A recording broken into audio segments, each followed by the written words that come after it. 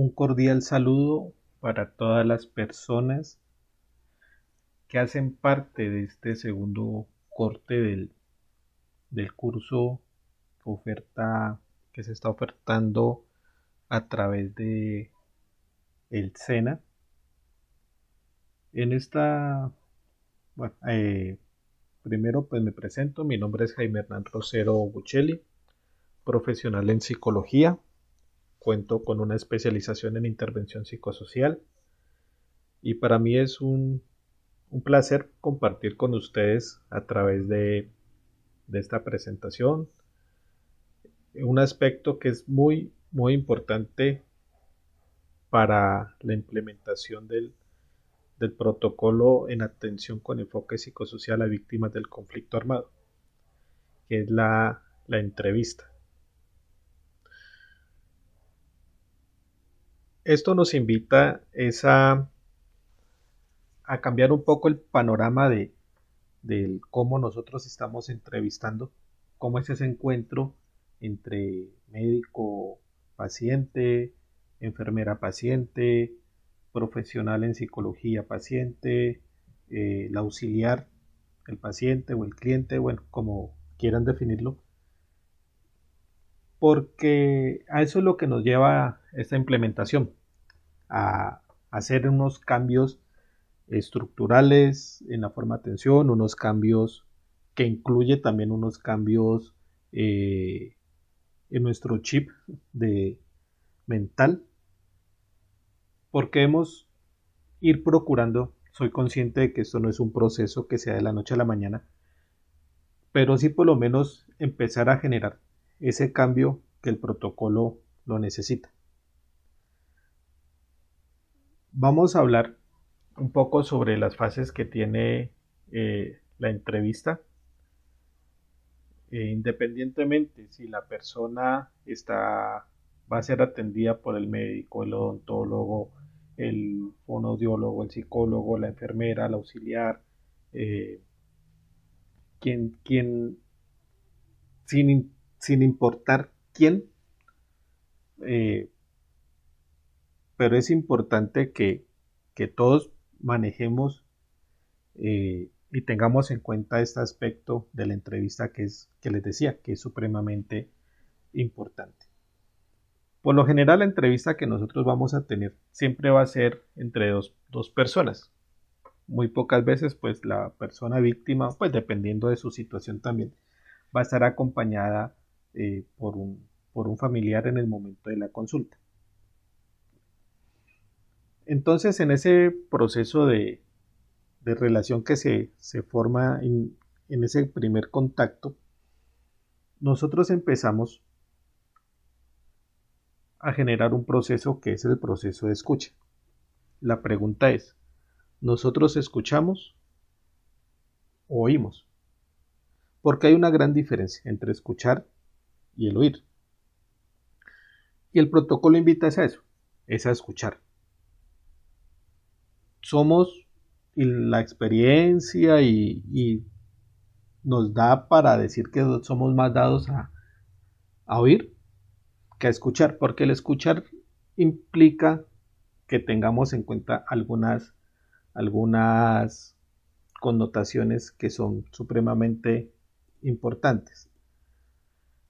Cuando nosotros estamos hablando del proceso de escucha, aquí lo que se invita es que tengamos una escucha activa. Cuando yo logro generar esa escucha activa, yo me pongo en completa disposición para poder escuchar. Eso me permite a mí entender la comunicación desde el punto de vista de la persona del que está hablando. Eso es un elemento importante de la escucha activa, que me permite entender la comunicación desde el punto de vista de la persona de quien me habla, no desde la interpretación que yo le puedo empezar a dar desde un primer momento a eso.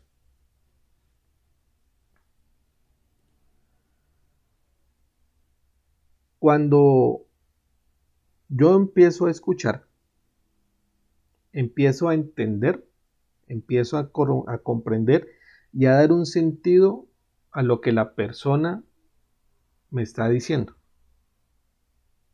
Miren lo importante que es. Voy a entender, a comprender y a dar sentido a lo que la persona me está diciendo. Cuando yo logro generar esa escucha activa, inmediatamente empiezo a generar ese proceso, esa empatía, que es lo que nosotros necesitamos entablar con las personas. ¿Sí? Cuando generamos esa escucha activa,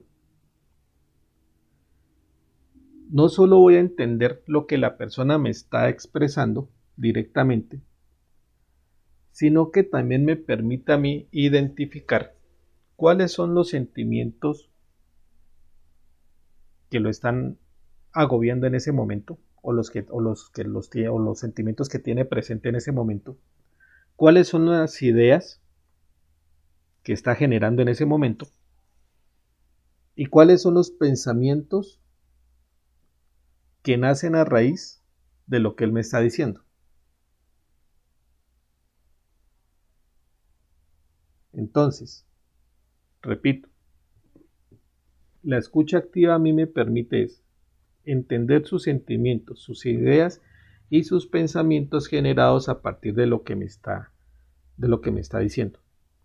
Cuando yo logro entender eso, créanme que estamos generando ese proceso de empatía. Es importante que nosotros tengamos una disposición frente a eso, ¿sí?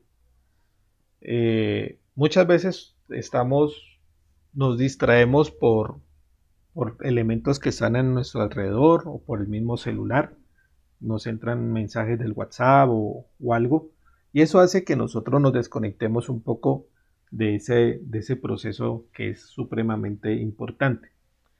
Es importante también que nosotros en ese proceso de entrevista, de escucha, aprendamos a manejar esos contactos visuales, porque eso también va a generar que logremos enganchar a las personas y le demostramos que sí nos está interesando, sí nos interesa a usted, sí me interesa lo que usted me está diciendo. Y es importante también poder identificar en ellos todo lo que nos están expresando desde su lenguaje no verbal.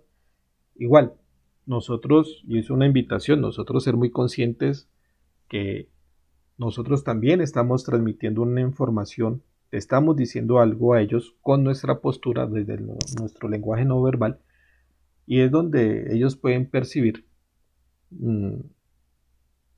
qué tan interesados estamos realmente en quererles ayudar a ellos.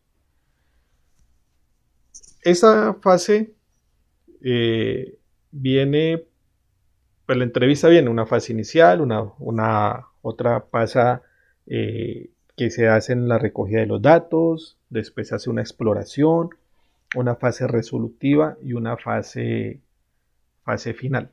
Cuando estamos hablando de la fase inicial, es importante porque aquí nosotros nos empezamos a generar las primeras impresiones. No solo nosotros, la persona que está al frente de nosotros también.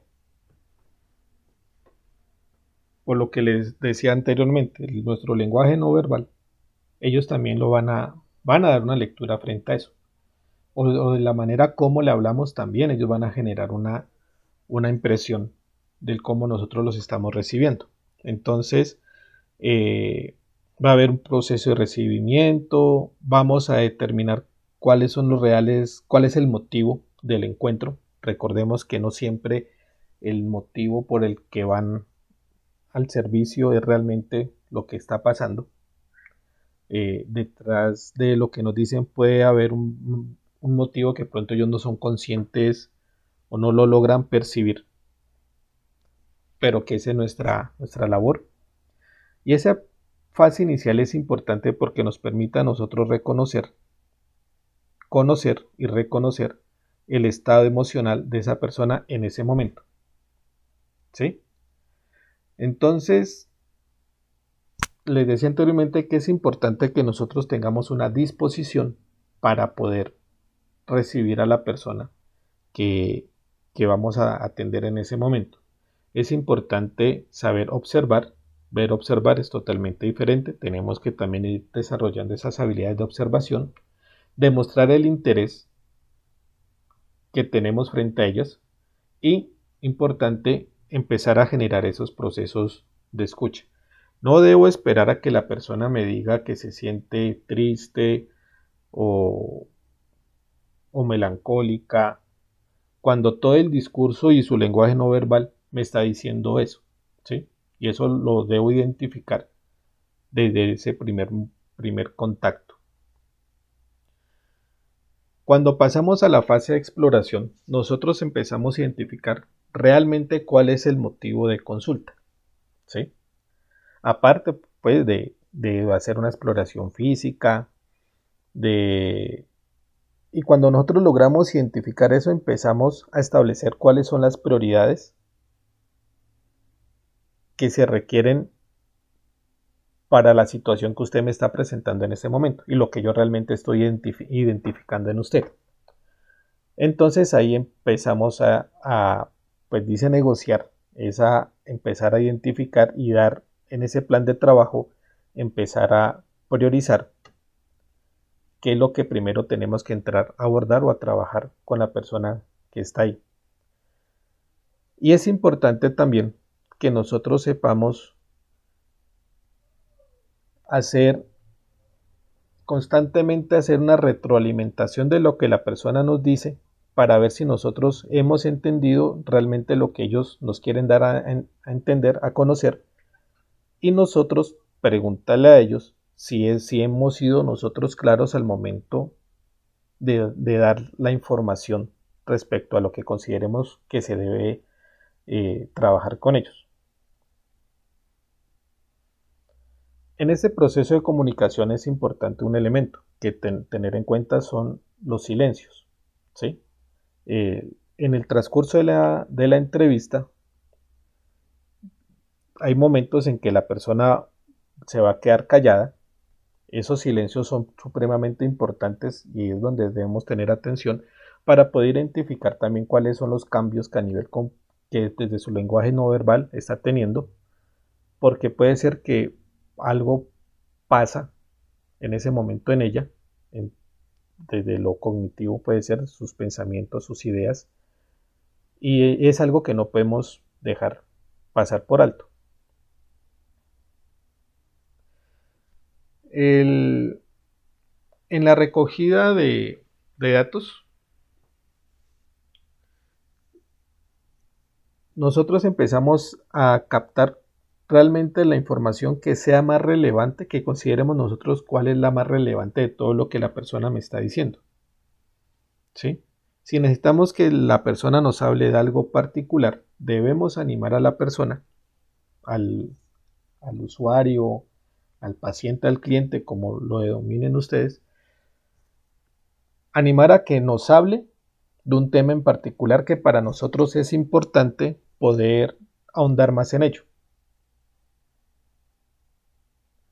Y debemos identificar cuál es la naturaleza de los síntomas que está presentando en ese momento.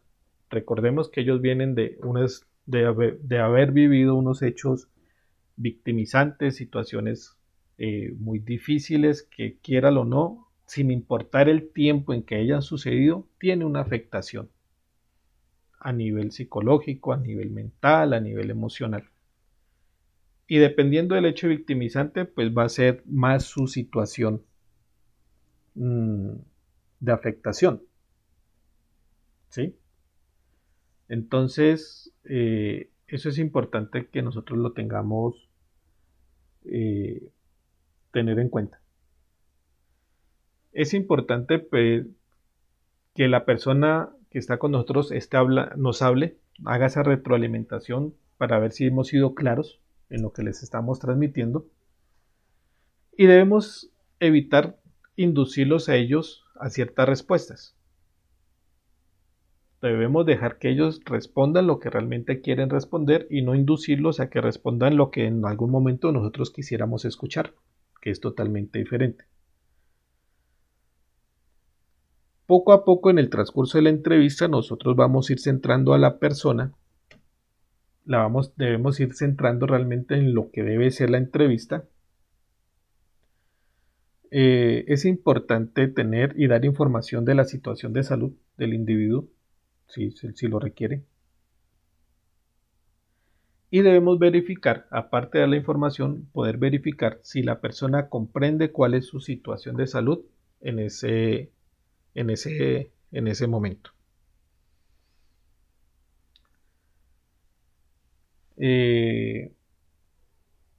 Cuando ya empieza el profesional a hablar, a hacer ese proceso de retroalimentación o necesita tener más conocimiento y profundizar en un tema determinado, nosotros lo que debemos evitar es hacer un monólogo. Lo que debemos generar es un diálogo entre el usuario y la persona que lo está atendiendo. Médico, odontólogo, enfermera, cualquier persona de salud con el que tenga ese contacto. Entonces es importante, recuerden, no generar ese monólogo, yo hablo, sino generar ese diálogo que me permita a mí también ir identificando otros elementos que de pronto no los logré identificar en la fase inicial y donde por medio de ese diálogo es importante porque voy a poder identificar si la persona tiene o no claro lo que nosotros hemos identificado para su plan de trabajo, o el plan que el médico o la persona del servicio de salud le proponga para darle una respuesta a su situación por la cual fue a solicitar el servicio. En la fase resolutiva, si es un proceso, un espacio netamente del profesional, ¿sí?, donde va a dar a conocer el plan terapéutico. Y es importante que las expresiones y la manera como nosotros hablamos, el lenguaje que nosotros usamos, debemos adaptarlos a la comprensión de la persona que está frente a nosotros. Y eso yo estoy seguro que ustedes lo saben y lo practican diariamente. Si hablamos con un lenguaje muy técnico no nos van a entender y van a salir con más dudas que con certezas. Y lo más probable es que van a buscar a otras personas para que le expliquen lo que nosotros le dijimos con palabras técnicas, pero pueden recurrir a personas que tampoco tienen idea y les van a decir cosas totalmente erróneas y puede ser que ahí se vea fracturado el plan que nosotros hemos diseñado en ese proceso de entrevista. Entonces es importante ser conscientes de cuál es el lenguaje, las palabras claras y que sean del nivel de ellos de fácil comprensión. Y debemos lograr también en ese proceso, cuando generamos esa empatía, también podemos empezar a enganchar al paciente o a la persona para que continúe y haga lo que en el plan de trabajo o en el plan terapéutico se diseñó para esa persona. Entonces aquí vamos a concretar el plan de trabajo, ¿sí?, que es lo que él debe hacer. Vamos a ser muy específicos en lo que se debe trabajar. Debemos usar un lenguaje muy comprensible para que la persona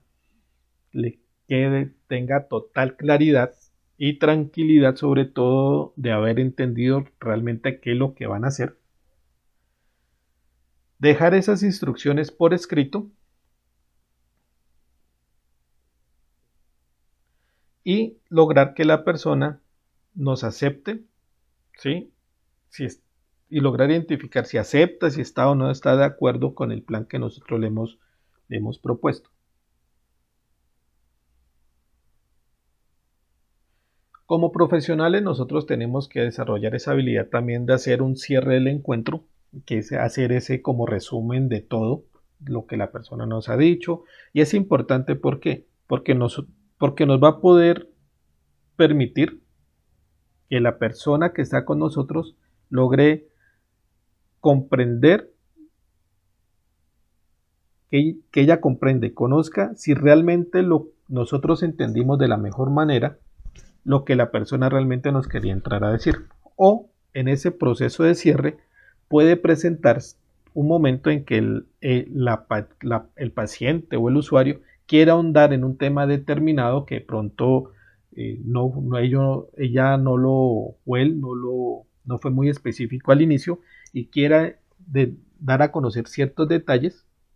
Es importante tenerlos en cuenta y por eso es el hacer ese encuentro, ese cierre del encuentro. Y durante ese cierre, esa fase final, pues asegurarnos de que la persona realmente haya entendido el plan establecido que ya fue concertado con la misma persona en la fase anterior. Y vamos a establecer ciertos encuentros, ciertos encuentros donde van a haber unos acuerdos a la que la persona se comprometa a cumplir, porque en los próximos encuentros esa persona va a llegar con esos acuerdos y vamos a identificar si los ha cumplido o no los ha cumplido, y si no los cumplió, qué dificultades se le ha presentado en ese no cumplimiento de los acuerdos que se habían estipulado. Vamos a dar unas recomendaciones, indicaciones, que es importante. Si es necesario hacer una remisión a otros servicios, debemos ser claros con ellos. Informar posibilidades de comunicación con el profesional. De pronto también al que se le hace remisión, ¿sí? Si el médico identifica que su situación de salud está muy asociada a su hecho victimizante y que esa dolencia que presenta necesita ser abordado no solo desde lo físico, lo farmacológico, sino la atención desde psicología o psiquiatría, que también tenga ese contacto el médico con el profesional a quien hace la remisión para hacer seguimiento al caso y a la situación del individuo, ¿no? De la persona que está con nosotros. Les decía que nosotros, al principio les decía que los que estamos recibiendo y tenemos ese contacto directo con ellos, nosotros pasamos gran parte de esa entrevista es de ser actores de escucha, ¿sí? Más que de hablar, es de escucha. Y ahí retomo y les recuerdo lo de la escucha activa. En la medida en que yo empiezo a identificar en el discurso de la persona, empiezo a identificar sus sentimientos, sus ideas y sus pensamientos, empiezo a generar ese proceso de empatía que es supremamente importante para todo este proceso de la implementación del protocolo, porque es también poder entender y ponernos en los zapatos del otro y saber realmente cómo es que usted se está sintiendo en determinado momento. Entonces, ¿qué preguntas que incorporan el enfoque psicosocial podemos hacer en cada fase? ¿Qué preguntas, que ya la vieron anteriormente los estilos de pregunta o lo van a ver? Entonces, en la fase inicial, ¿qué tipo de preguntas son las más adecuadas? ¿Qué tipo de preguntas son las más adecuadas que para hacer en la fase de exploración? ¿Qué tipo de preguntas son las más adecuadas para hacer en la recogida de datos? ¿Qué preguntas son más adecuadas en la fase resolutiva y en la fase final? Esto es un ejercicio que no se hace de la noche a la mañana, que requiere también mucho compromiso y entreno por parte de nosotros, y que ese mismo contacto con las personas que en el día a día estamos teniendo, pues nos va a dar muchos más elementos y más bagaje y más experiencia a la hora de formular el tipo de pregunta, las más adecuadas, dependiendo de la fase. Unos ejemplos de preguntas en la fase inicial, para poder identificar aspectos generales o identificación general de la persona, si usted está incluido en el RUP, que es el Registro Único de Víctimas, que ya lo han visto. Lo ideal es que antes de que la persona llegue al servicio de salud, ustedes ya reconozcan por el sistema que esa persona es víctima del conflicto armado. Entonces, si nos dicen fulano de tal es víctima, es porque obviamente ya tiene registro único de víctimas. Importante conocer a qué se dedica, la edad, bueno, todas las preguntas que usted ya saben que se pueden hacer en esa fase inicial. Ciertos ejemplos de preguntas en la exploración: ¿ha pensado en esta sintomatología? ¿Tiene relación con el hecho victimizante? ¿Ha recibido algún tratamiento o acompañamiento antes para la problemática que me refiero ahora? ¿Ha repercutido esa situación en su relación familiar, de pareja o laboral? Es importante identificar qué tantas esferas en las que vive constantemente el individuo se están viendo afectadas por la situación que me está manifestando, ¿cierto? Porque eso también me da luces a mí para poder implementar su plan de trabajo, lo que realmente usted necesita. Si lo remito al psicólogo, es para que hagan una interconsulta desde lo individual, o se sugiere que sea familiar. Entonces, eso lo vamos a identificar a raíz pues de la exploración que nosotros estamos haciendo.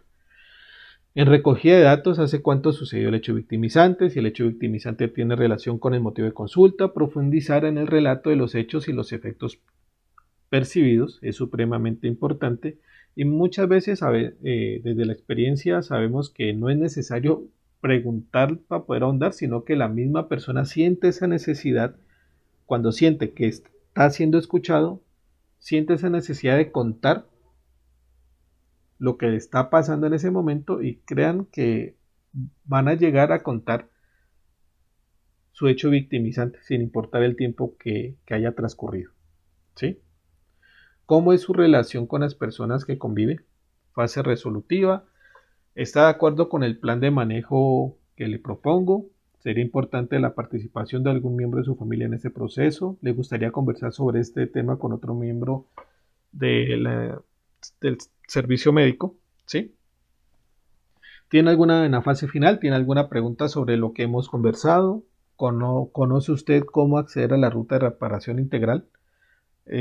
No significa que esas preguntas se le deben hacer a todas las personas, son unos ejemplos de preguntas que se usan según la fase, pero todo eso va relacionado a lo que la persona me haya contado desde la fase inicial.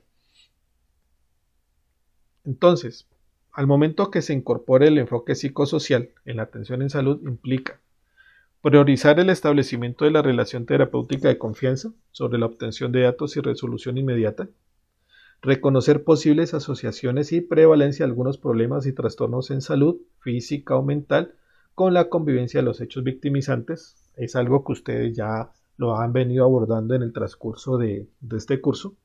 Ver esa conexión, su situación física con su salud mental, producido por un hecho victimizante.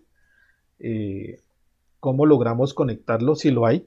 No significa que toda víctima que llega al consultorio por una dolencia física, esa dolencia va a tener un origen desde un hecho victimizante.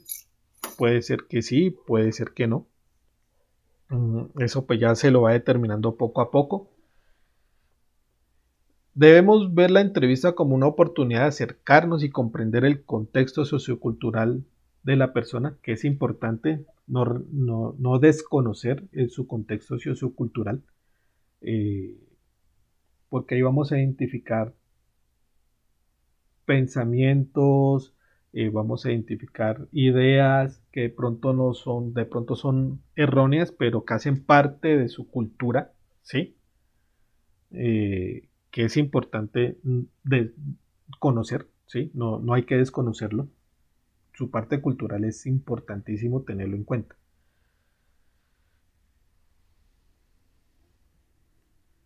También integrar en la atención y análisis de caso información clave proveniente del examen mental, ¿sí? Recordemos evaluar su porte, su actitud, el afecto, el sueño, su pensamiento, su conducta alimentaria. ¿Qué tanto se ha visto afectada estas, estas esferas del individuo a raíz de la situación que me está contando desde un principio? Y es importante también explorar y usar los recursos personales del paciente para su proceso de atención y tratamiento. Todas las personas que han sido víctimas de un hecho victimizante, que han sido víctimas del conflicto armado, de manera que ellos sean conscientes o no, han utilizado ciertas estrategias de afrontamiento que es lo que les ha permitido salir adelante de esa situación. Que a veces son las más adecuadas o no, es otro cuento. Pero en todos debemos reconocer que ellos sí tienen ciertos elementos, ciertas herramientas de afrontamiento que les ayuda a salir adelante de esa situación, que les ha permitido, y eso hay que reconocerlo, ¿cierto?